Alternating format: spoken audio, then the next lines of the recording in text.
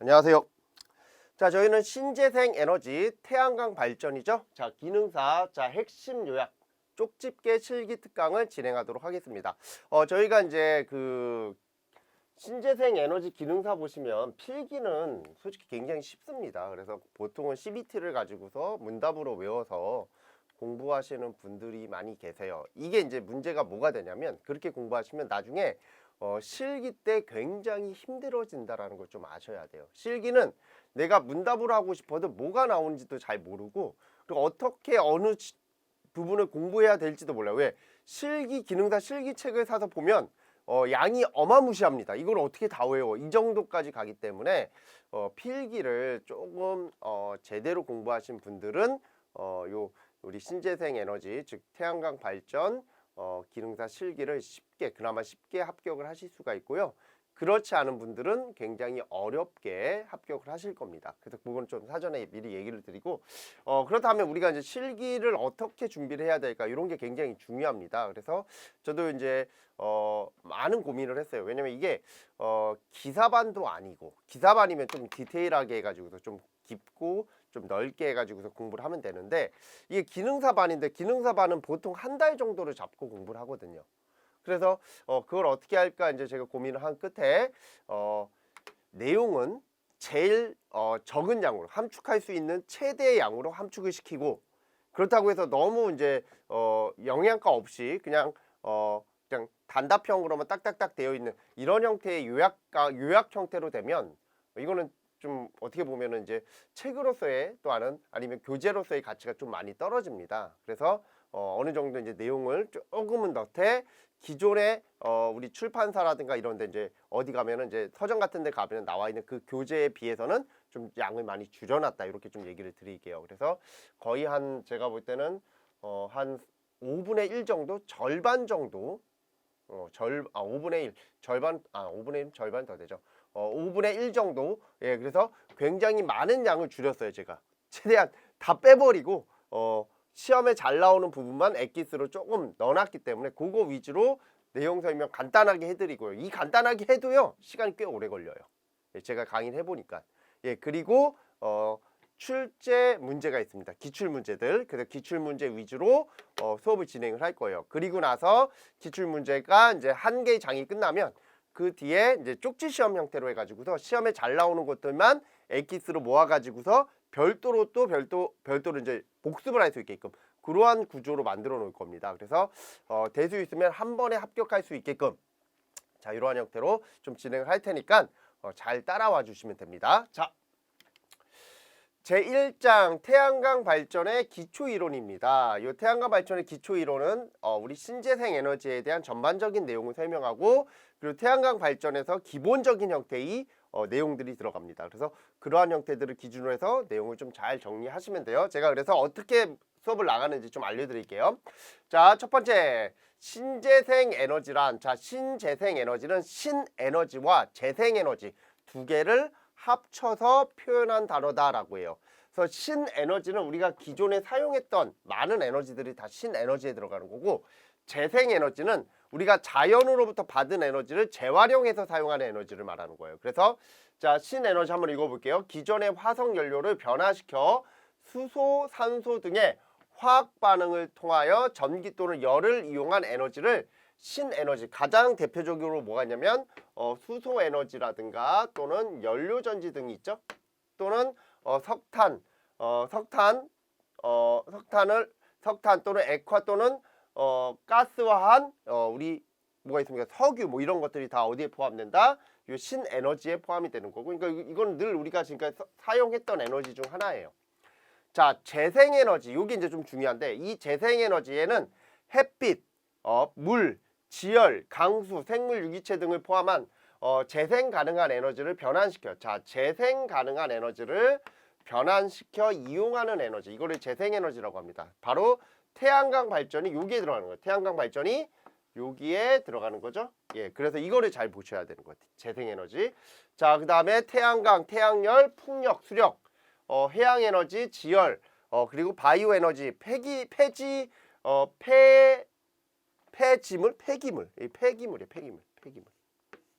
폐기물 에너지 등이 있다라고 되어 있습니다. 자, 오탄한 걸 제가 체크를 좀 할게요. 뭐 쓰레기 같은 것들 있잖아요. 예, 쓰레기 같은 거라든가 아니면은 뭐 우리가 이제 음식물 쓰레기 뭐 이런 것들을 두면은 거기로부터 열이 발생하거든요. 그런 것들을 이용해 이제 폐기물이 되는 거죠. 자, 신재생 에너지의 특징 4가지. 요거는 다 외우셔야 돼요. 자, 신재생 에너지는 미래의 공공 에너지다. 환경 친화형 청전 에너지다. 비고갈 에너지다. 기술 에너지다. 그래서 요 4가지 별표 이렇게 치고 넘어가 주시면 돼요. 자, 제가 이렇게 체크를 해드린다라는 것보다 암기하십시오라는 뜻이에요. 이게 시험 문제로 나옵니다라는 뜻이죠. 그래서 이렇게 좀 체크를 하고 넘어가면 돼요. 뭐 나머지는 제가 별표 체크 안 했죠. 그거는 참고적으로 읽어보시고 넘어가 주시면 돼요. 제가 얘기했잖아요. 만약에 우리가 진짜 함축 하면은 이런 거 다 지워버리고 요거만 딱 적어놓고 제가 넘어가겠죠. 이러면 아까 얘기했듯이 교재가 그러니까 책으로서의 가치가 사라지는 거예요. 그래서 이런 것들도 읽어보시면서 중요한 것들을 체크 언더라인 하고 넘어간다. 자, 두 번째 신재생 에너지의 종류. 자, 첫 번째 뭐가 있냐면 태양광 발전이 있습니다. 자, 태양광 발전은 우리가 이제 태양의 빛 에너지를 받아서 그 빛 에너지를 무슨 에너지로? 전기 에너지로 변환합니다. 이때 뭐가 필요해?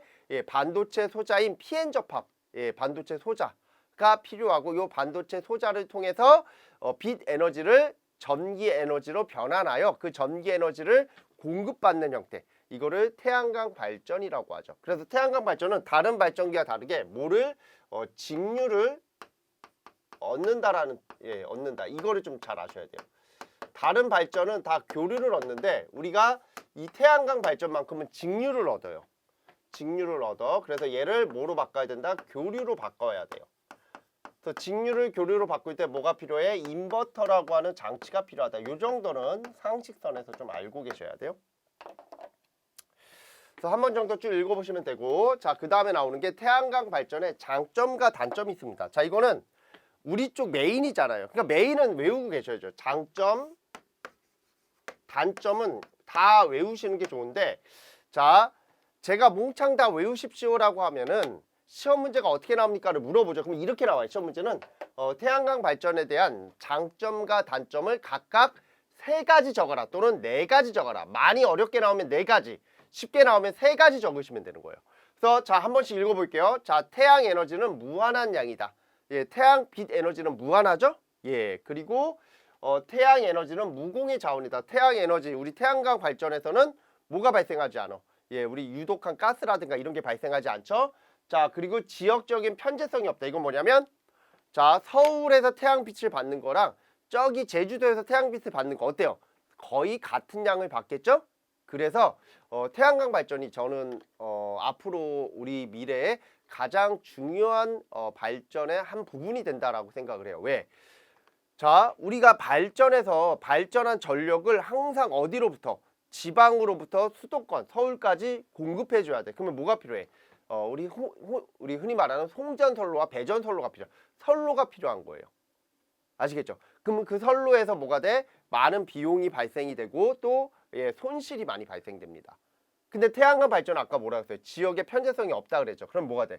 서울에서 직접 받아서 뭐가 되는 거야? 내가 쓰면 되는 거야. 그러면 뭐가 돼? 그때 이동하는 데의 경비, 유지비용 이런 것들이 전혀 들지 않아요. 이러한 가장 큰 장점이 있어요. 그래서 솔직히 저는 앞으로의 에너지는 무조건 태양광이 돼야 된다라고 생각을 해요. 그래서 집마다 다 태양광 패널을 다 위에다 다 달아놔야 돼.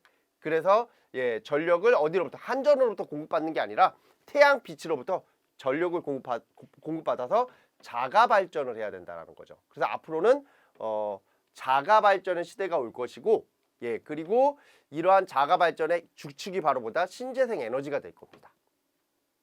이게 미래지향적이죠, 훨씬. 그래서 지역적인 편제성이 없고 유지 보수가 비교적 용이해요. 뭐 터빈을 돌린다든가, 뭐 수차를 돌린다든가, 별도의 발전기를 돌린다든가 이런 돌아가는 장치들이 없어. 되게 안전해요. 그리고 무인화가 가능하다.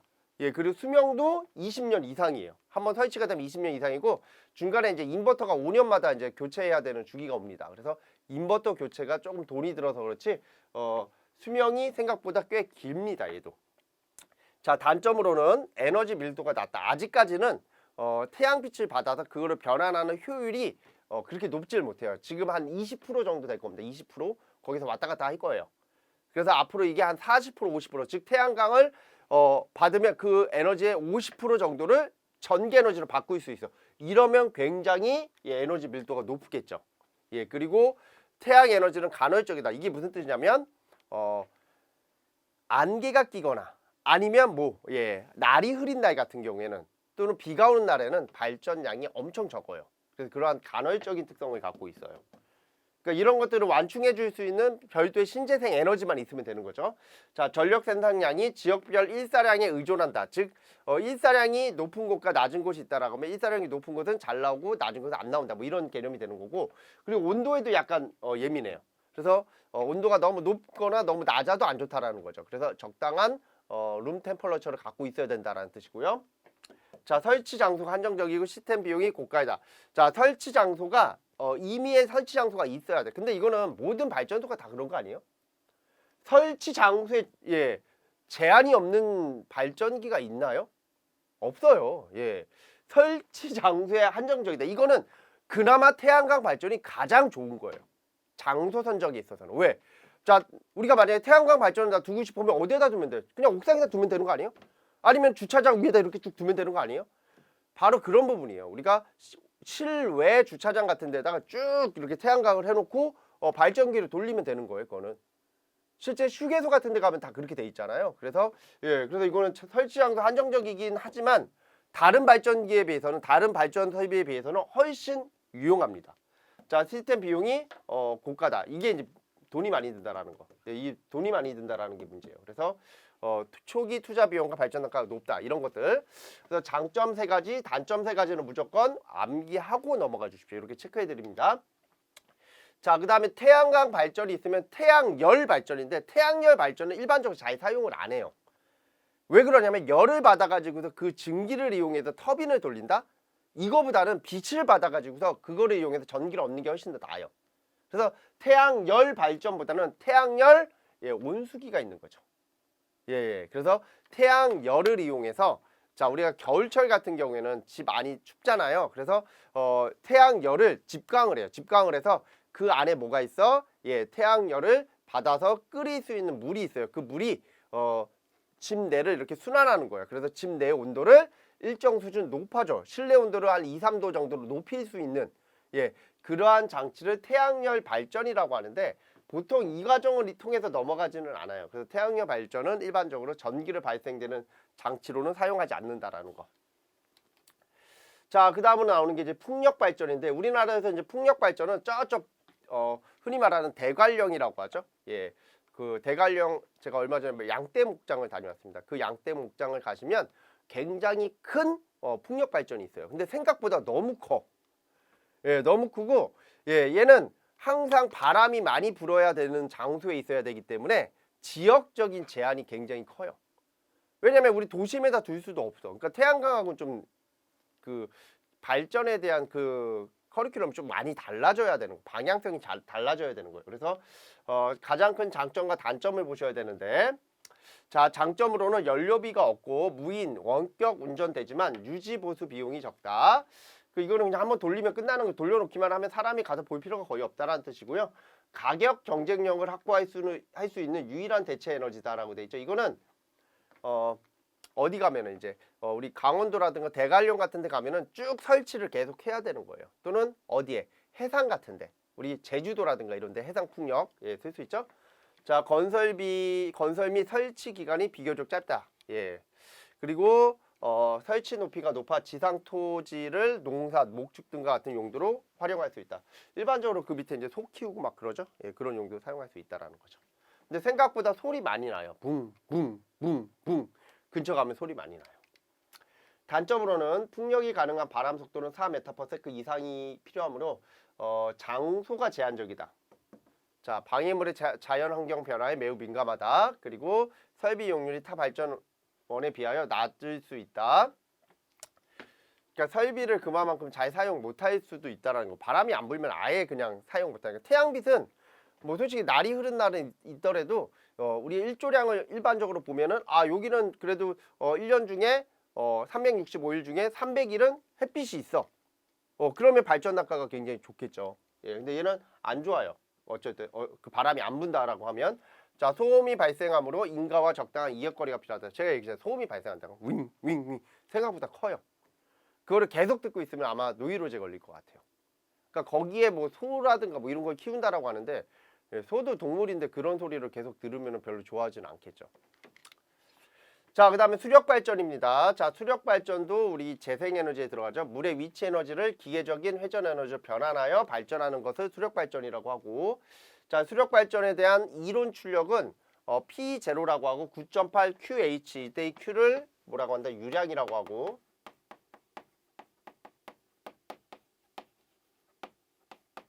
그리고 H를 전양정, 낙차라고 합니다. 전양정, 이거를 전낙차라고 표현을 해요. 높이와 낙차라는 게. 자, 그리고 여기에서 이제 요게 실제 출력인데 실제 출력은 뭐를 곱해주게 돼 있다? 터빈 효율과 발전기 효율을 곱해주게 돼 있다. 그래서 9.8 QH 요거는 기본적으로 알고 계셔야 되는 수식입니다. 이거 좀 별표를 하나 쳐놓을게요. 요거는 알고 계셔야 되는 거니까. 자, 수력 발전에 대한 특징 한 번씩 읽어볼게요. 자, 이산화탄소 배출량 매우 적은 청정 에너지다. 타 발전원에 비하여 발전 단가가 싸고 장기적으로 안정되어 있다. 얘는 발전 단가가 싼 이유가 솔직히 다 발전 단가가 싼 거는 태양광도 마찬가지예요. 그 초기 비용이 많이 들어서 그렇지. 초기 비용이 많이 들어서 그렇지. 이 발전기를 운영하는 데 있어서 비용은 거의 들지 않는다라는 거고 얘는 왜 발전 단가가 싸냐면 비가 오면 그 빗물을 모아놨다가 발전을 하기 때문에 발전 단가가 싼 거예요. 환경 친화형 에너지고 에너지 변환 효율이 높고 첨두 부하용으로 사용이 가능하다. 첨두 부하 공급용으로 사용이 가능하다라는 건 멈췄다가 틀었다가 멈췄다 틀었다 이게 가능하다라는 거예요. 그러니까 태양광에 비해서 이런 부분들은 좋죠. 내가 물을 이용해서 물을 흘려 보냈다가 흐르지 않았다가 이런 식으로 해서 발전기를 돌렸다 멈췄다를 할 수 있다라는 거죠. 화력 발전은 한번 때우기 불을 피기 시작하면 계속 피워야 되는 특성을 갖고 있죠. 자, 그리고 다른 자연 에너지에 비하여 공급 안정성이 우수하다. 왜? 빗물이 유입되는 거기 때문에.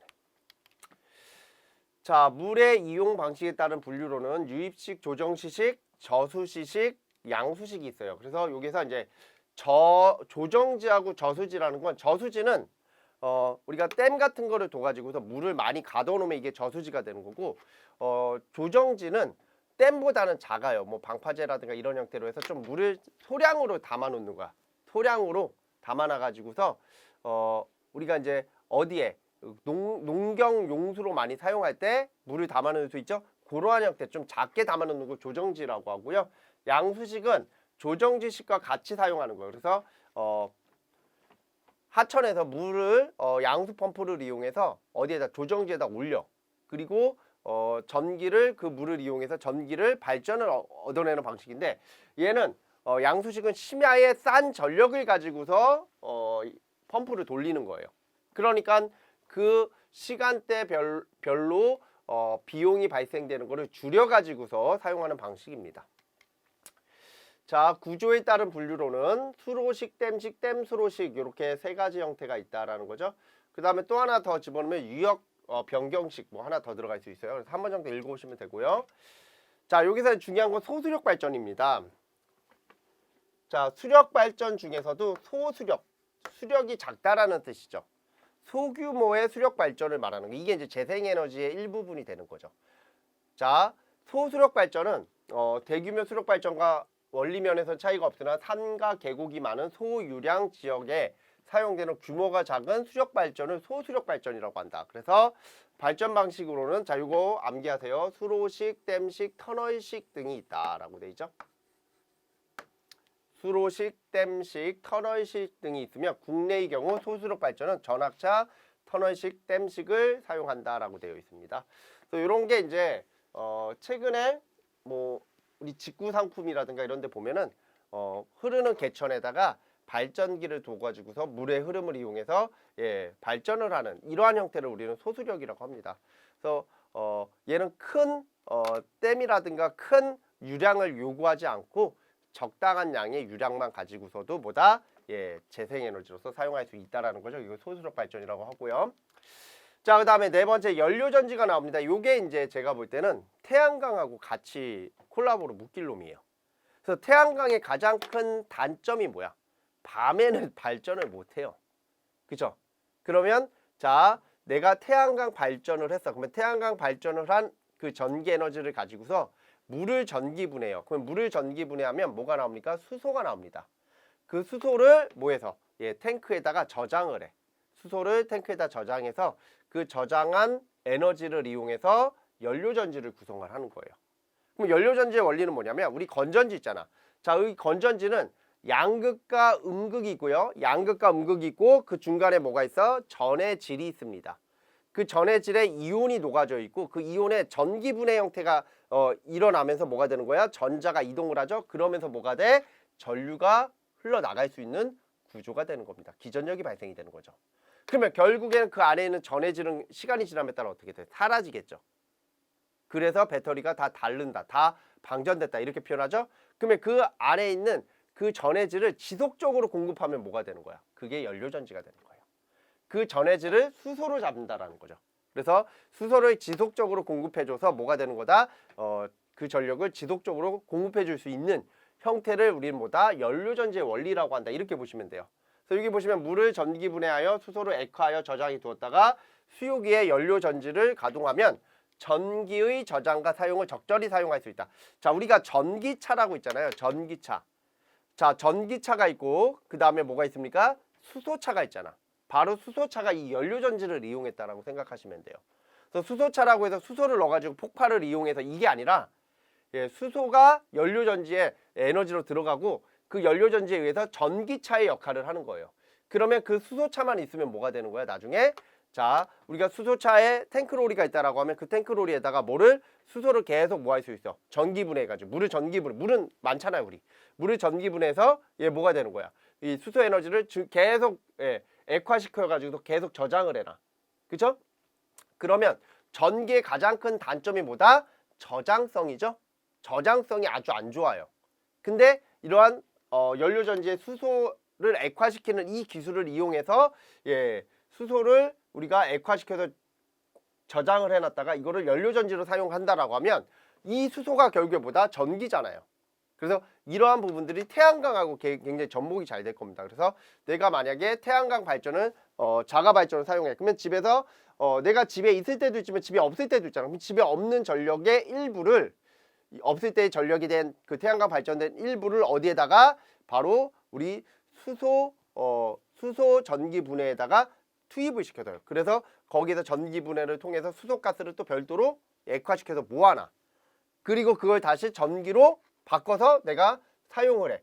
이런 식에 대한 리사이클이 돼야 되는 거예요. 이게 이제 앞으로의 대안이 된다라는 거죠. 그래서 이런 것들도 조금 잘 알아두시면 돼요. 우리 이거 준비하는 학생들 중에 아마 이제 고등학생들이 대부분일 텐데 고등학생분들 중에 이제 마이스코라든가 특성화고에서 내가 이제 전기직 분야의 공기업이라든가 공무원 시험을 봐야 된다. 그러면 당연히 면접 같은 것들이 있겠죠. 그때 이런 것들을 좀 잘 생각해서 면접할 때 좀 대답을 해주시면 좀 도움이 많이 됩니다. 자, 그다음에 연료전지의 장점과 단점이 있습니다. 자, 첫 번째 장점, 기존 화석 연료를 이용하는 발전에 비하여 발전 효율이 높다. 가장 큰 장점이죠. 자, 환경 보전에 기여하며 질소산화물, 유황산화물 배출이 석탄 화력 발전에 비해 매우 작다. 그러니까 유해가스가 거의 없다라는 거예요. 아예 없을 수는 없겠죠. 전기 분해 시에 발생될 수 있는 것들이 있으니까. 자, 소음도도 없고 예, 입지 선적이 용이하다. 네, 폭발의 위험이 좀 있어요. 자, 전력 수요량에 따라 전극 모듈의 조립이 용이하며 건설 기간도 짧다. 발전 효율이 설비 규모의 영향을 받지 않는다. 전력 수요의 변화에도 발전 효율이 일정하다. 나프타 등유, LNG, 에탄올 등의 연료의 다양화가 가능하다라는 거죠. 수소 말고도 다른 거로도 사용할 수 있다는 거예요. 단점으로는 자, 연료전지의 작동 온도가 저온일수록 활성이 낮아 촉매 역할이 중요하며 고가이다. 자, 촉매의 저가와 장수명화 기술 개발이 급선무이다. 자, 대량 생산으로 원 단위를 개선함으로써 궁극적으로 경제적인 원가 달성이 필요하다. 아직까지는 비싸다라는 거예요. 자, 기체 및 액체인 유체 상태의 반응 생성물을 연속적으로 처리할 수 있는 시스템의 구축이 요구된다. 아까 얘기한 것처럼 수소를 기체화시키고 수소를 액체화시키는 예, 그런 기술이 있어야 되고요. 거기에서 뭐가 필요하다? 안정성이 들어가야 돼요. 자, 수소라는 게 공기와 닿으면 폭발을 해요. 일정 농도에서. 그쵸? 그러니까 그런 폭발 사고가 방지되게끔 만들 수 있는 장치들이 중요하다라는 거고요. 자, 발응열의 3분의 1 정도로 외부로 원활히 배출하는 시스템 구성이 필요하다. 고온형 연료전지의 내구성이 유지되는 재료 개발이 요구된다. 그리고 저가격 무공해 에너지원을 확보하기 위해서는 물의 전기 분해에 의한 수소 조달이 필요하다라고 되어 있죠. 자, 해양 에너지가 나옵니다. 이 해양 에너지 시험 문제 잘 나와요. 그래서 해양 에너지에는 조력 발전과 조류 발전과 파력 발전 그리고 온도차 발전이 있다. 요거 별표에 쳐놓을게요.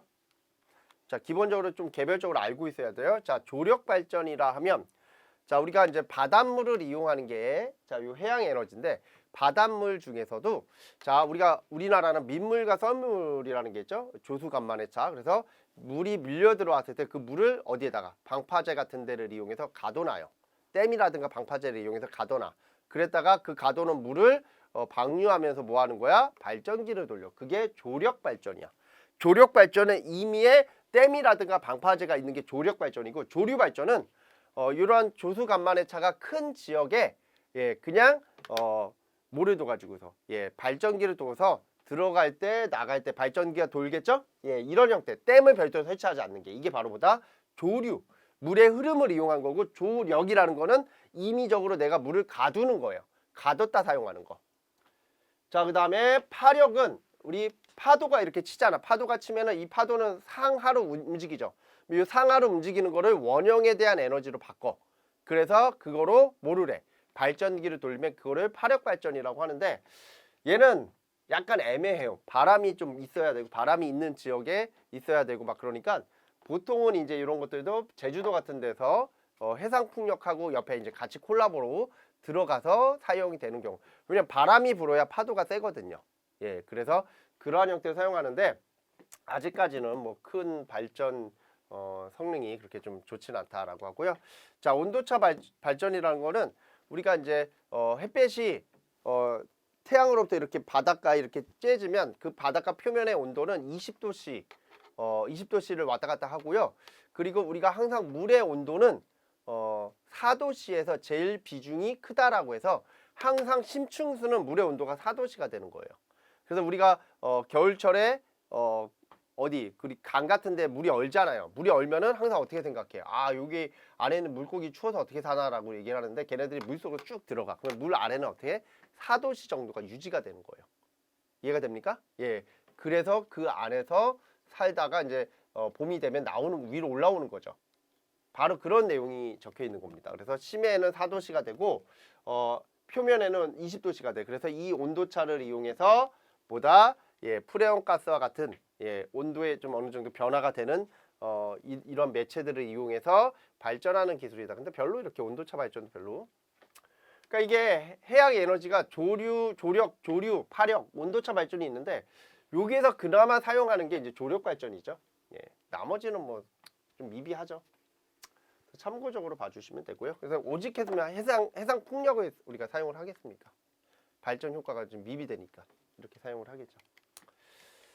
자, 그 다음에 지열 발전. 자, 지열은 땅 속에 있는 열을 이용하는데 우리나라는 화산 지역이 없기 때문에 별로 의미가 없습니다. 일본 같은데 또는 저 그린랜드라고 하나요? 그린랜드 이런데 화산 활동을 하는 곳에서 일반적으로 사용을 하는데 우리나라는 지역 발전이라는 개념은 없고 지열 난방은 있어요. 땅 속에 있는 열을 이용해서 올려가지고서 난방하는 방식은 있는데 지열 발전은 우리나라는 실질적으로 없고요. 그다음에 바이오 에너지는 강합성에 의해 생성된 각종 생물 자원, 유기성, 폐기물 등의 유기물질을 미생물 전환에 의하여 연료용 가스와 액체 연료를 생산하여 공급하는 기술. 즉 뭐냐면 이거는 우리가 이제 음식물 쓰레기라든가 아니면은 뭐 낙엽이라든가 이런데 썩을 때 발생되는 유해성 가스라든가 아니면은 온도를 이용해서 뭐를 한다? 바로 발전기를 돌릴 수 있는 연료로 사용할 수 있다라는 게 이게 바이오 에너지의 굉장히 핵심적인 내용인데 미비하죠. 차라리 쓰레기 태워가지고서 그 열을 가지고서 터빈을 돌리는 게 좀 더 나아요. 자, 그래서 이거 말고도 원래 더 많은데 솔직히 제가 이제 뺄 거는 다 빼버렸다라고 했죠. 그래서 여기까지만 잘 봐주시면 돼요. 자, 그 다음에 여기까지가 신재생 에너지에 대한 기본적인 내용이 되게 길어요. 하여튼 훨씬 더 많아요. 근데 다 할 수가 없어. 자, 그 다음에 세 번째 태양광의 기본사항이라고 해서 우리가 태양빛에 대한 기본적인 내용들을 좀 얘기하고 넘어갑니다. 그래서 태양광 스펙트럼 영역이라는 게 있어요. 그래서 태양광 스펙트럼은 태양의 빛을 분광기를 통하여 보았을 때 생기는 파장으로서 태양의 표면의 온도, 밀도, 압력, 깊이에 대하여 이들 값이 어떻게 변하는지를 구할 수 있다. 그래서 일반적으로 자외선에 대한 파장은 100에서 380 나노메타, 가시광선은 380에서 760 나노메타, 적외선은 760에서 760 이상의 나노메타를 갖고 있다라고 돼 있죠. 우리가 일반적으로 이 부분에 대한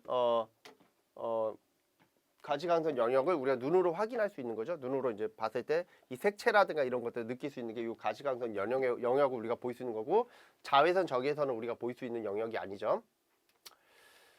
자, 그 다음에 대기 질량 정수라고 해서 요거는 이제 용어가 나오는데 AM이라는 게 있습니다. AM, FM 그게 아니라 AM은 에어매스, 즉 공기 질량이라는 뜻이죠. 공기 질량. 그래서 대기 질량 정수라는 게 있는데, 자, 빛이 지구에 도달하기 전까지 통과하여야 하는 대기의 일부분으로 최단 경로의 길이 대기를 통과하는 중 공기와 먼지에 의해 흡수되면서 빛의 출력이 줄어드는 양을 정하게 된다. 대기의 질량 정수는 AM0, AM1, AM1.5로 구분한다. 그래서 AM은 자, 지금처럼 이렇게 나타날 수 있고, 자, 이게 지표면이라고 하면, 자, 이게 태양이 여기 있다라고 해요. 그럼 이게 자, 정확하게 내가 여기에서 바라보면, 내가 여기에서 이렇게 바라보겠죠? 바라보면 요거는 태양과 내가 뭐가 된다? 수평이 되는 거고, 요게 수직이 되는 거예요. 그리고 보통은 요 정도까지 오겠죠. 요게 세타각이 되는 거죠. 그래서 예, 코사인 요거는 0이죠. 얘는 1이 되는 거고, 얘가 코사인 90도, 얘가 0이 되는 거죠. 이해됩니까? 그래서 요 값으로서 나타낼 수 있다라고 얘기를 해요. 그래서 이렇게 수식으로 표현한다라는 걸 참고적으로 보시면 되고, 자, 태양 스펙트럼의 파장대별 에너지 밀도라고 되어 있는데, 자, 우리는 일반적으로 태양의 빛은 자외선의 영역이 5%, 가시광선이 46%, 적외선이 49%를 차지하고 있다. 그래서 가시광선의 영역이 밴드갭의 에너지가 가장 크므로 에너지가 가시광선이 제일 크므로 태양광 전지를 설계할 때는 예, 이러한 가시광선에 대한 밴드 영역을 가지고서 보다 예, 설계를 한다라고 돼 있죠. 그래서 뭐 이런 거잖아요. 가시광선 우리 파이주노초 파남보 있잖아요. 그래서 여기가 가시광선이고,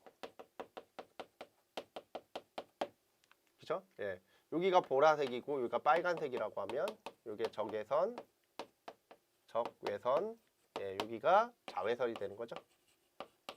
이 관계잖아요. 그래서 요 부분을 요 밴드 부분을 사용해야 된다라는 거예요. 자, 네 번째 태양광 발전의 시스템의 구성. 자, 태양광 발전은 일사량에 의존하여 직류 전력을 발전하는 태양광 전지와 발전된 전력을 부하에 공급하는 부하 매칭의 기본 기능을 요구하고 있다. 그래서 아래와 같은 5단계로 구분할 수 있다. 이런 거 외우셔야 돼요. 자, 태양광 발전 시스템의 예, 구성 5단계.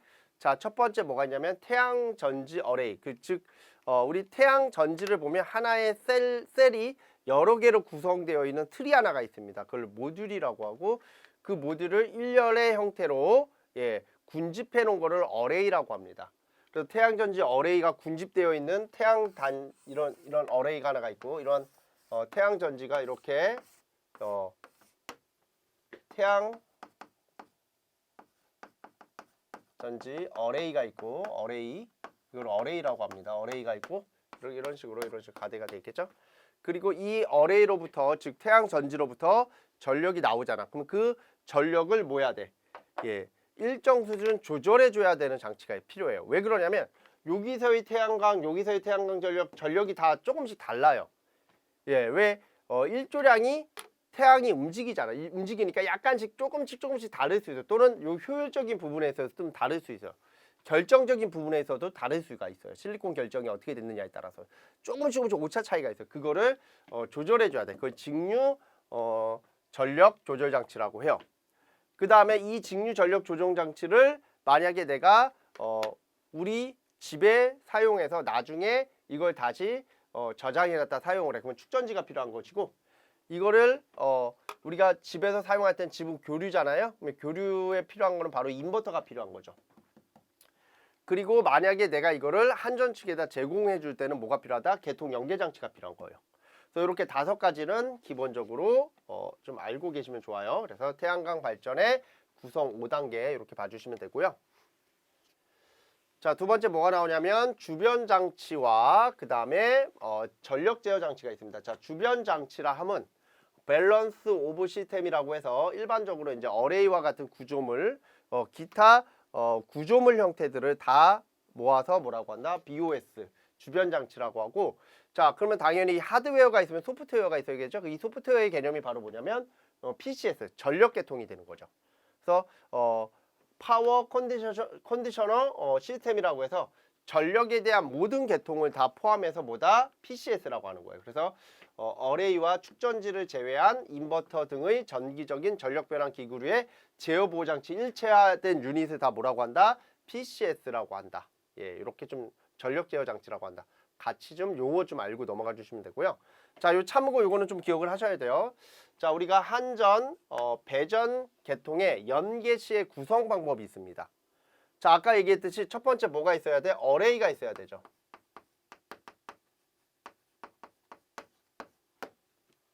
PV 어레이, 그 다음에 두 번째는 이 어레이로부터 전력을 다 수거해주는 한 장치들이 있어야 돼. 이게 접속함이 되는 겁니다. 접속함. 분전반이 되죠. 자, 이게 뭐가 된다? 분전반이 되는 거예요.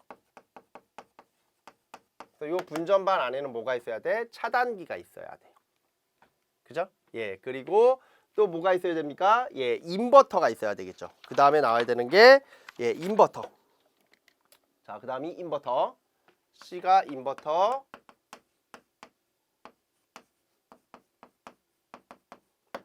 자, 그 다음에 예, D에 또 뭐가 있어야 돼? 예, 교류 전력을 여러 개의 인버터들이 모여서 교류 전력 병력을 접속해야 되는 뭐가 필요하다? 배전반이 필요하고. 배전반이 필요하고, 그 다음에 뭐가 된다? 예, 마지막으로 변압기. 자, 변압기를 통해서 한전에서 요구하는 주파수와 전압을 만들어내야 되는 거예요. 그래서 요 그림을 같이 좀 봐주시면 돼요. 그래서 자, 여기 보면은 직류 구간이 있고 교류 구간이 있잖아요. 직류에서 교류로 바꾸는 요 구간, 요 C에는 뭐가 있어야 된다? 인버터가 있어야 되는 거예요. 그죠? 예, 그리고 자, 어디로? 우리가 한전으로 줄 때는 뭐가 있어야 돼? 변압기가 있어야 되고, 요 인버터끼리에 대한 예, 교합이 있어야 되겠죠. 인버터 회로끼리에 대한 교합. 이거를 이제 배전반이라고 합니다. 그리고 여기가 접속함. 여기가 분전반이 되는 거죠, 일종의. 그리고 자, 여기가 뭐가 되는 거야? 어레이. 이렇게 되는 거죠. 이렇게 좀 같이 좀 외워주셔야 돼요. 그래서 자, 볼게요. 자, 요거는 좀 암기를 해주셔야 됩니다. 자, 첫 번째 어레이는 자, 모듈, 케이블, 그리고 구조물의 집합체를 우리는 어레이라고 하고, 자, 그 다음에 접속함은 스트링을 병렬로 접속하여 인버터에 직류 전력을 공급해 주는 것. 즉, 어레이로부터 나오는 전력을 예, 뭐 하는 거예요? 모아가지고서 예, 뭐 하는 겁니까? 인버터에 공급해 주기 위한 중간 과정이 되는 거예요. 요 안에 이제 차단기가 다 들어가야 되는 거예요. 자, 인버터는 직류를 교류로 변환하여 예, 계통 연계 보호 기능과 자동 운전 기능과 단독 운전 방지 기능과 최대 전력 추정 기능 등을 수행하여야 한다. 뭐 이런 걸 다 적으면 좋은데 예, 제가 볼 때는 직류를 교류로 변환하여 어디에다가 예, 우리 계통 연계 선로에 공급해 준다. 이 정도로 적어 주시면 되고, 자, 그다음에 배전반은 여러 대 인버터에서 공급된 교류 전력을 병렬로 접속하여 변압기에 전력 공급을 해 준다. 변압기. 인버터의 교류 전압을 계통 연계 전압으로 변환한다. 그래서 여기에서는 전압을 변환해 주는 거예요. 그래서 여기에서 이제 인버터에서 뭐를 만들어? 예, 주파수를 만들어내고, 이 주파수를 만들어낸 거를 이쪽으로 공급해주면 이 주파수는 서로 같아야 돼요. 이 전압을 변압해주는 거죠. 그래서 변압기의 역할은 주파수를 바꿔주는 게 아니라 주파수는 어디에서? 인버터에서 만들어주는 거고, 그죠? 주파수는 인버터에서 만들어주는 거고, 그 주파수를 만들어준 거를 가지고서 예, 전압을 뻥튀기 해주는 거예요. 변압기는. 자, 봐주시면 되고요. 자, 그 다음에 다섯 번째 태양전지의 모듈 및 어레이가 나옵니다. 자, 첫 번째 태양전지의 가장 작은 단위를 우리는 세포라고 하죠. 셀이라고 합니다. 그래서 태양전지판을 보면 태양전지판 하나를 봐보세요. 그러면 이렇게 생긴 이렇게 생긴 셀이 여러 개가 이렇게 모여 있을 겁니다. 그래서 이렇게 셀이 모여 있으면 이거를 뭐라고 한다? 모듈이라고 하죠. 그래서 셀은 그 전압이 되게 작아요. 그래서 셀 하나의 전압을 가지고선 사용할 수가 없어. 그래서 그 전압들을 뭐 해가지고서 모듈화 해가지고서 하나의 덩어리로 만들어내는 거예요. 이해가 됩니까? 예, 그래서 이러한 모듈이 나오고요. 이 모듈을 지금처럼 내가 원하는 전압에 직렬 연결을 해. 이렇게 직렬 연결을 하면 이거를 뭐라고 한다? 스트링이라고 한다. 이 스트링을 좀 잘 모르시는 분들이 계세요. 모듈하고 어레이까지는 잘 기억을 하는데 스트링이라는 건 직렬로 연결하는 거예요. 내가 원하는 전압을 얻어내기 위해서 모듈을 직렬로 연결한 형태를 뭐라고 한다? 스트링이라고 하고, 그 다음에 어레이는 이러한 스트링을 다시 무슨 형태로 병렬로 연결해. 병렬로 연결해서 전력을 극대화시키는 형태가 되는 거죠. 이거를 뭐라고 한다? 어레이라고 합니다.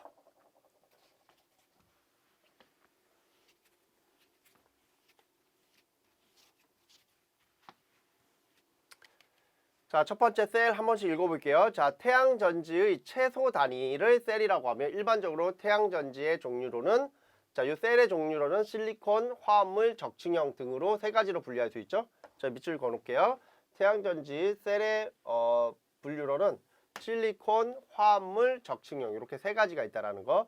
그래서 첫 번째 실리콘 태양전지는 실리콘 태양전지 PN 접합으로서 태양전지에 사용되면 단결정과 다결정 실리콘을 나눠진다. 우리가 일반적으로 실리콘 태양전지를 가장 많이 사용을 합니다. 그 이유는 가장 싸서 그래요. 가장 저렴해요. 자, 단결정 실리콘 태양전지. 단결정은 순도가 높고 결정 결합 밀도가 낮은 고품위 재료이다. 직광장치를 사용하지 않는 경우 효율이 24% 이상, 되게 많이 나오는 거예요. 24%는 제가 아까 얘기했을 때 한 20% 정도 나온다 그랬죠. 직광장치 사용하는 경우 효율이 28% 이상 사용하면 도달 한계 효율은 35%이다 라고 되어 있죠. 자, 다결정, 요게 이제 우리가 일반적으로 쓰고 있는 태양광 패널이라고 보시면 돼요. 다결정 실리콘 태양전지. 저급한 재료를 사용하여 저렴한 공정으로 처리한 것으로서 현재 다결정 태양전지 생산량은 단결정 생산량을 넘어섰다. 이게 무슨 뜻이냐면 지금은 다결정으로 이제 다 간다라는 거예요. 왜? 발전 단가를 낮추기 위해서. 그래서 효율이 몇 프로다? 18% 이상. 제가 아까 얘기했죠. 20% 이상이 요즘에는 나오게끔 만들어 놓고 있다고. 20% 이상. 예, 그래서 18% 이상인데 최근에는 20% 이상. 그래서 한계 효율은 23%까지다. 이렇게 돼 있죠. 자, 요거는 좀 알아두세요. 아몰포이스 실리콘 태양전지.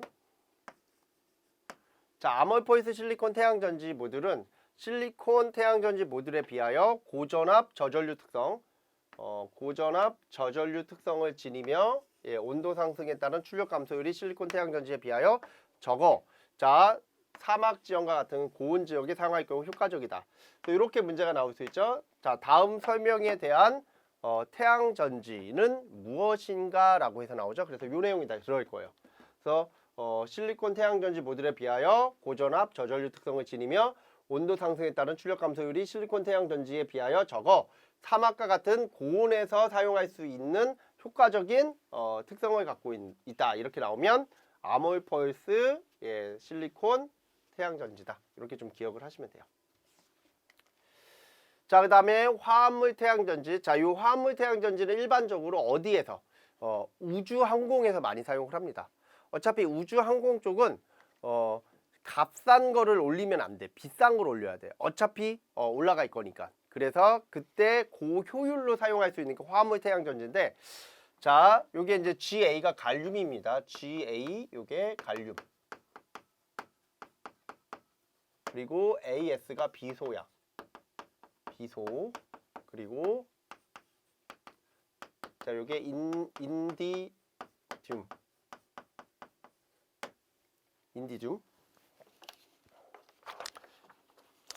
자, 그리고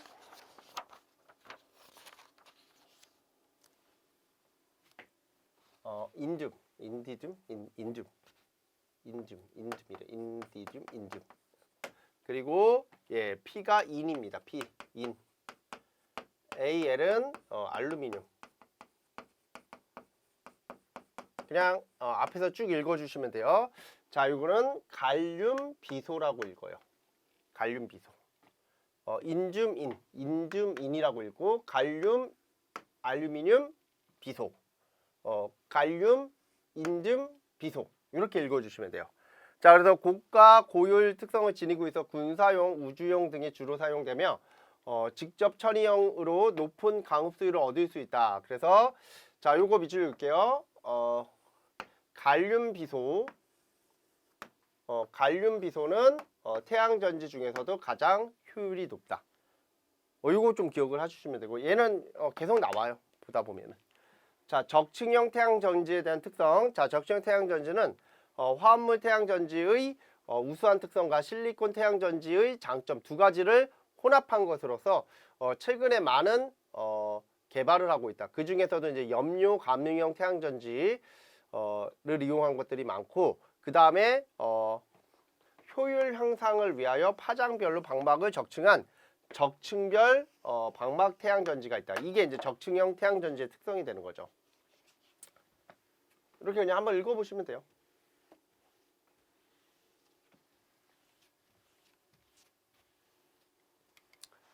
자, 참고로 태양전지의 이용 목적에 따른 분류. 그래서 지상용 태양전지가 있고 위성용 태양전지가 있습니다. 그래서 지상용 태양전지에 사용되는 것은 결정형, 비정질형, 집광형 등의 태양전지용으로 사용하고, 위성용 태양전지는 자, 얘는 무게 대비 높은 변화 효율과 우수한 내방사선,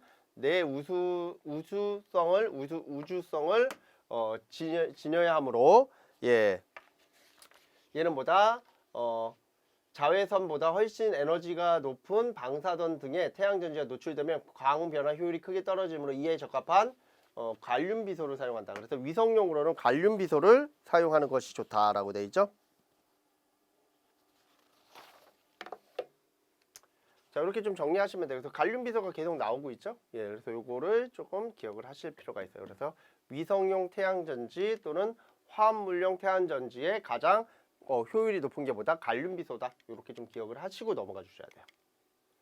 자, 두 번째 모듈이 나오죠. 자, 모듈은 셀 수십 장을 모아 일정한 틀에 고정하여 구성한 것으로 태양전지 모듈 속에 태양전지 셀을 직렬 연결하여 소정의 전압 출력을 얻을 수 있도록 제작되었다라는 거죠.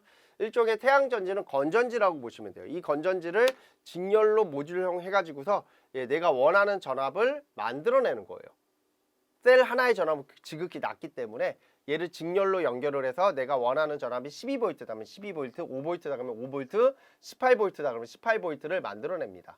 그래서 보통은 우리가 규격화되어 있는 게 이제 18V 내지는 20V 정도가 이제 18V가 제일 많이 나오죠. 18V 정도로 만들어져서 나옵니다. 예, 그래서 뭐 20개 정도를 묶어가지고 18V를 만든다. 뭐 이런 형태가 되겠죠. 자, 그래서 이 모듈은 첫 번째 겉에 이제 프론트 커버가 있습니다. 프론트 커버는 자, 우리가 이제 셀을 그냥 놔두면 시간이 지남에 따라 어떻게 됩니까? 그 셀이 소손 이제 좀 시간이 지남에 따라 오래 지나면 그 부분 셀 부분이 방막이 어떻게 됩니까? 소손되겠죠. 그렇죠? 여러 가지 이유에 의해서 뭐 빗물에 의한 것들도 있고 뭐 새라든가 이런 침입에 의한 것일 수도 있고 여러 가지 원인에 의해서 그 방막 쪽이 점점 뭐가 됩니까? 닳아 없어지겠죠? 그래서 그거를 방지하기 위해서 겉에 얇은 유리막이라든가 피막을 입혀요. 그래서 보통은 이제 강화 유리를 얇게 해가지고서 겉에 입힌다든가 아니면 우리가 투명한 에폭시 같은 거를 뿌려요.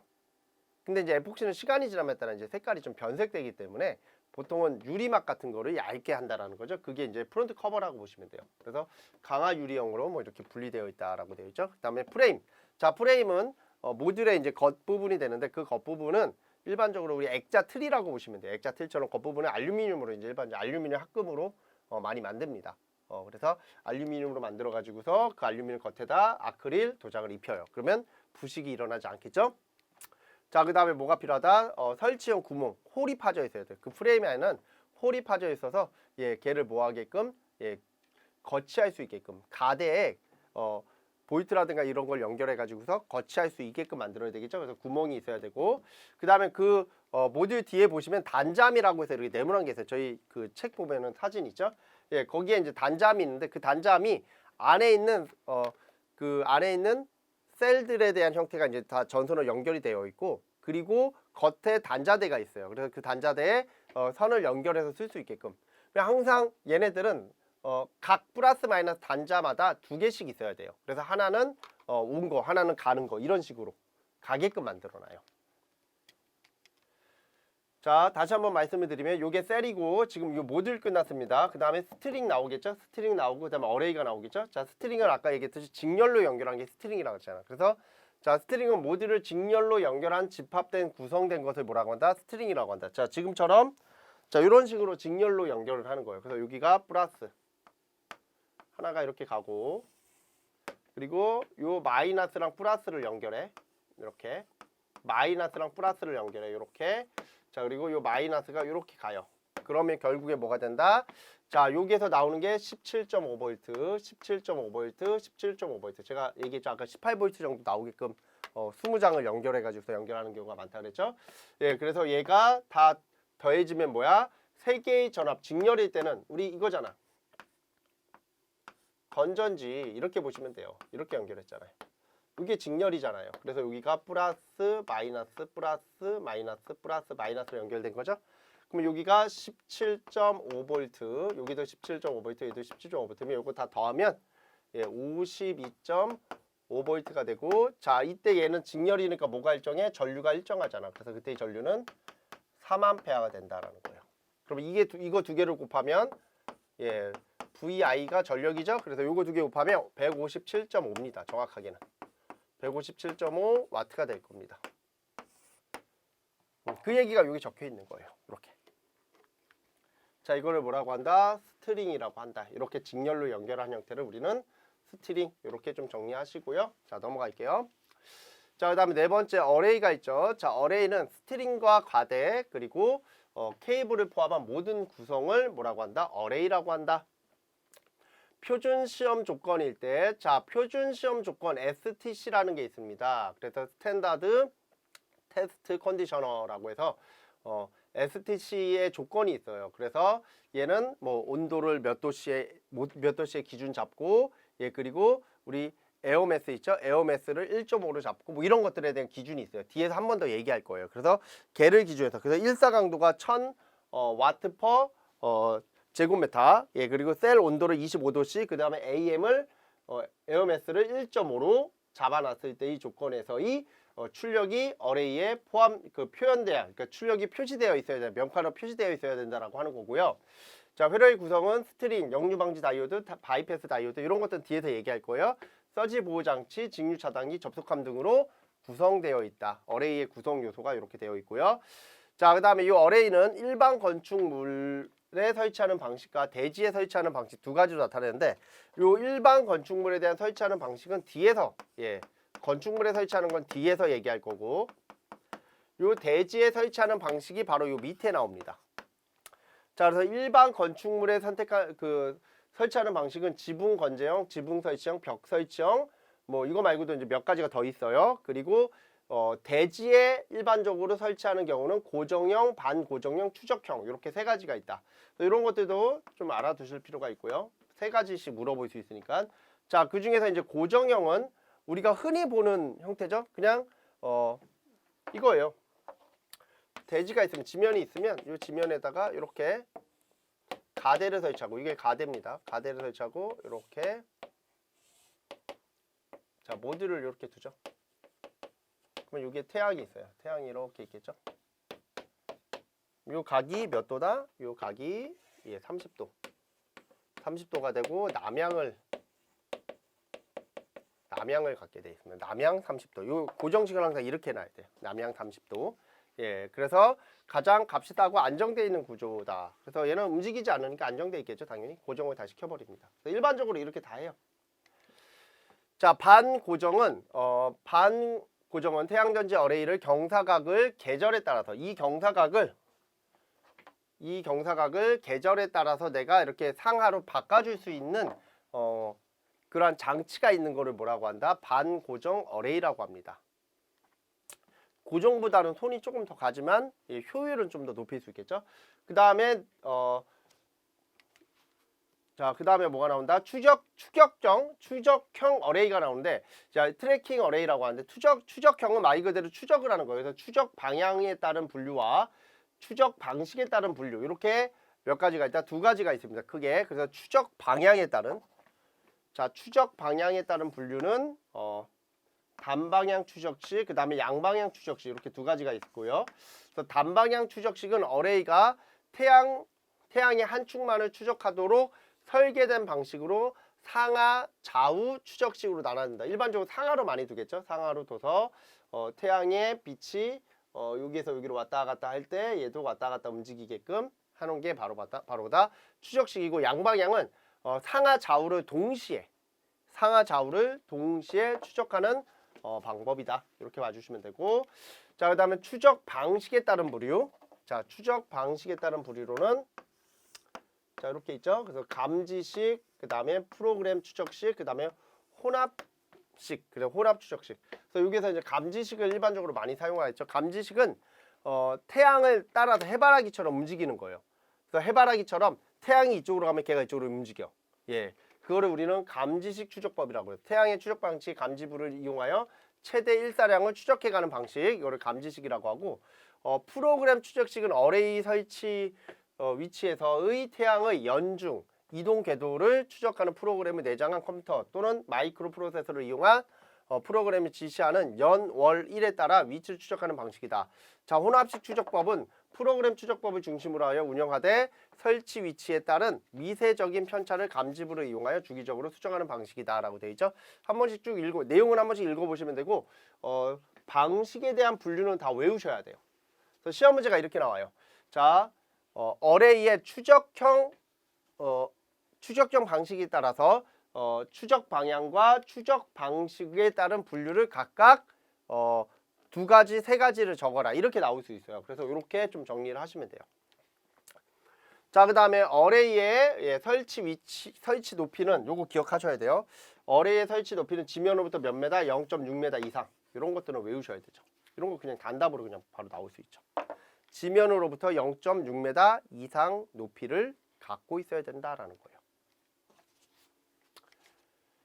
자, 그 다음에 여섯 번째 접속함. 자, 접속함을 우린 다른 말로 이제 분전반이라고 하죠. 이제 접속함은 태양전지 어레이와 인버터 사이에 설치한다.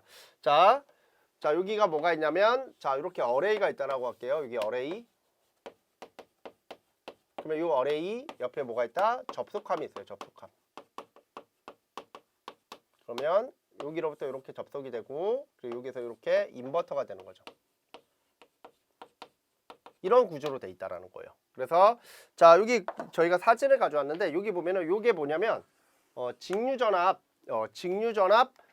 조전장치, 전원 안정기라고 보시면 돼요. 직류전압을 일정 수준 동일하게 만들어주는 장치입니다. 그래서 얘가 있고, 여기에 뭐가 있냐면 차단기가 있어요. 그래서 얘가 있다라는 거는, 얘는 일반적으로 뭐 요 안에 이제 역저지 다이오드가 같이 내재가 돼 있고, 요게 이제 여기로부터 이제 축전 터입으로 가는 경우가 많아요. 축전지. 그래서 보통 이런 형태는 소규모 태양광 전지에서 사용을 많이 하고요. 좀 태양광 전지가 좀 커졌다 그러면 이런 형태로 많이 가요. 여기 보면은 다 요게 다 퓨즈예요. 퓨즈가 있고, 여기 보면 차단기도 있네요. 예, 퓨즈와 차단기가 이렇게 되어 있어서, 자, 단자대도 있고요. 여기 보면 단자대도 다 있고, 예, 퓨즈도 있고, 예, 이런 것들이 이제 접속함이 된다라는 거예요. 그래서 사진 한번 보시면 되고요. 자, 접속함은 어레이 측 개폐기와, 자, 어레이 측, 즉 어레이로부터 오는 여기 개폐기라는 게 차단기입니다. 차단기, 어레이 측 차단기와, 그 다음에 여기에 이제 주 차단기, 주 개폐기라고 하죠. 주 차단기가 있다라는 거죠. 그래서 어레이 쪽 개폐기는 차단기를 사용할 수도 있고 퓨즈를 사용할 수도 있어요. 그래서 보통 퓨즈와 단로기를 사용할 수 있대요. 그래서 만약에 퓨즈와 단로기를 사용하는 경우에는 반드시 인버터 측에 대한 주 개폐기를 차단한 다음에 조작을 해야 된다라는 특성을 갖고 있어요. 왜냐면 이 인버터로부터 전력이 공급돼 가지고서 이 퓨즈가 나갈 수도 있어요. 자, 그 다음에 주 개폐기는 태양전지 어레이 전체 출력을 하나로 모아 인버터 측으로 보내는 중간에 설치되는 차단기를 말하는 거예요. 그래서 태양전지 어레이가 한 개의 스트링으로 구성된 경우에는 얘를 생략해도 되지만 단 앞에 요 개폐기를 뭐를 사용하는 경우, 단록이나 퓨즈를 사용하는 경우에는 반드시 개폐기가 있어야 된다라는 겁니다. 자, 그 다음에 요 안에는 또 뭐가 있어야 되냐면 피례 장치가 있어야 돼요. 즉 뭐 외부든 어떠한 내부적인 어떠한 특성이든 간에 문제가 발생이 돼서 갑자기 이상 전압이 발생돼서 그러면 그 이상 전압을 내부에 두면 뭐가 돼? 예, 제품들이 소손될 수 있기 때문에 그거를 외부로 대지로 방전시켜야 되는 장치가 필요합니다. 이걸 피례 장치라고 하는데 태양광 발전 설비가 직경내로부터 보호될 수 있는 피례침과 유도내 서지가 태양전지 어레이 또는 인버터 등에 침입하는 경우 전기 설비를 장치를 이상 전압으로부터 보호하기 위하여 서지 보호 장치 SPD, 예, 서지 프로텍트 디바이스의 약자입니다. 이렇게 되어 있고요. 그래서 자, 우리 접속함의 주요 부품 세 가지 이거는 외우셔야 돼요. 자, 우선 뭐가 있어야 돼? 개폐기 있어야 된다 그랬죠. 그리고 뭐가 있어야 돼? 서지 보호 장치, 피례 장치 있어야 되죠. 그리고 역류 방지 다이오드도 있어야 돼요. 즉 역류 방지 다이오드는 만약에 정전시라든가 우리가 만약에 음향이 있어가지고서 전압이 우리 발전 전압이 낮아진다든가, 예, 또는 축전지로부터 예, 어디로, 예, 우리 이 접속한 부분으로, 예, 즉 태양전지 패널 쪽으로 전력이 가는 것을 방지해야 됩니다. 특히나 인버터 이런 쪽으로. 자, 그래서 그러한 장치를 역류 방지 다이오드라고 합니다. 뒤에서 얘기를 좀 할 거예요. 자, 그 다음에 뭐가 있어야 된다? 각각의 전선을 연결할 수 있는 단자대가 있어야 된다. 이거 한번 읽어보시면 되고요. 자, 접속함의 선정시 고려사항이라고 되어 있죠. 한 번씩 읽어보시면 돼요. 예, 읽어보시면 되고, 판 두께는 1.6mm 이상의 것을 사용한다. 그 웬만하면 방청 작업이 다 되어 있어야 되고, 녹이 쓸 수 있는 우리 이제 습기가 많은 지역에서는 스테인리스 젤을 채용할 것을 검토한다라고 되어 있고요. 뭐 한 번씩 다 읽어보시면 돼요. 뭐 다 큰 의미는 없고요. 자, 넘어갈게요. 자, 7번째 인버터가 나옵니다. 자, 인버터의 원리는 인버터라는 건 뭐야? 예, 직류를 뭐로 바꾼다? 직류를 교류로 변환하는 장치다라는 거예요. 그래서 얘는 PWM 제어 방식을 활용한다라는 거죠. PWM 제어 방식은 펄스 위드 모듈레이터라고 해서, 자, 여기까지를 제가 한 주기로 잡을게요. 그러면 요 한 주기를 시간에 따라서 내가 요렇게 잡을 수도 있고, 시간에 따라서 요렇게 잡을 수도 있어요. 또는 시간에 따라서 요렇게 잡을 수도 있어요. 이런 식에 대한 스위칭을 하는 요 간격 있죠. 요 간격을 이용해서 요 면적의 평균값이에요. 요 평균 면적이 뭐가 된다? 결국엔 뭐가 돼요? 이 전체의 에너지 크기가 되겠죠. 그래서 이거를 굉장히 빠른 시간 동안에 빠른 상태로, 예, 조작을 하면 어떤 모양이 되냐면 이런 모양이 되고요. 그 모양을 뭐를 통해서, 예, 우리가 하나의 적분을 통해서 만들어내면은 이런 모양이 되는 거예요. 이런 모양. 그래서 얘는 뭐가 포함이 되어 있냐면 노이즈가 포함되어 있어요. 고조파가 이렇게 포함이 되어 있는 형태가 되는 거예요. 자, 이거를 뭐라고 한다? 인버터라고 하는 거죠. 그래서 이러한 장치를 우리는 인버터라고 한다. 이렇게 간단히 봐주시면 되고요. 자, 그래서 인버터의 역할은 뭐다? 직류를 교류로 바꿔준다라고 되어 있고, 자, 이러한 직류를 교류로 바꿔주는 인버터의 역할, 외적인 역할이 또 있어요. 이걸 다 외우셔야 돼요. 시험지 제일 잘 나오는 게 인버터의 역할입니다. 그래서 인버터는 직류를 교류로 만들어주는 역할을 한다. 이거 외에 나머지, 예, 4가지의 역할을 적으시오라고 되어 있어요. 그래서 태양광 출력에 따른 자동 운전, 자동 정지 및 최대 전력 추종 제어가 가능하다. 자, 요것도 하나, 요것도 2개, 요것도 3개, 이렇게 3개로 나눠서 쓸 수 있어요. 그래서 태양광 출력에 따른 자동 운전 기능이 가능하다. 태양광 출력에 따른 자동 정지 기능이 가능하다. 태양광 출력에 따른 최대 전력 추종 제어가 가능하다. 그리고 병렬 운전을 하기 위하여 주파수 전압 위상 제어가 가능하다. 역할. 예, 그리고 발전 출력의 품질을 제어할 수 있다. 그리고 전력망이 이상이 발생 시 단독 운전 방지 기능과 자동 전압 조정 기능이 가능하다. 그리고 발전 설비 및 인버터에 고장이 났을 경우 바로 자동 정지 기능을 갖고 있다. 이런 것들을 좀 같이 알고 계시면 돼요. 하여튼 시험지 되게 잘 나오는 요소. 잘 나오고요. 그 다음에 최대 전력 추정제와 단독 운전이 뭔지를 이제 설명해 놓는 내용입니다. 이거는.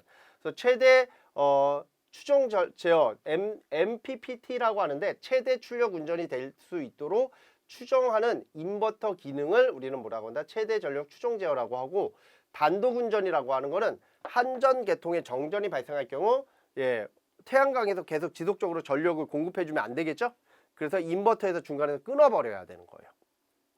정전이 됐다라는 건 문제가 발생된 건데, 근데 우리가 전원이 돼가지고 계속 전원을 공급해 주면 안 되겠죠. 그래서 전력을 정지해야 된다라는 거죠. 그래서 단독 운전을 못하게끔 만들어 줘야 된다라는 거. 그래서 단독 운전이 뭔지를 알아야 그 개념을 정리할 수 있겠죠.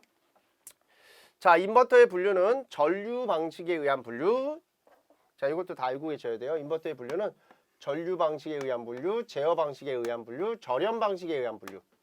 이렇게 세 가지로 볼 수 있고, 이 중에서 절연 방식에 의한 분류가 시험지에 잘 나옵니다. 그래서 절연 방식에 의한 분류는 상용주파 절연 방식이 있고, 고주파 절연 방식이 있고, 무변압기 방식이 있어요. 그래서 절연 방식에는 또 뭐가 있다? 절연 방식에는 상용주파 절연 방식이 있고, 고주파 절연 방식이 있고, 무변압기 절연 방식이 있어요. 그래서 상용주파 절연 방식은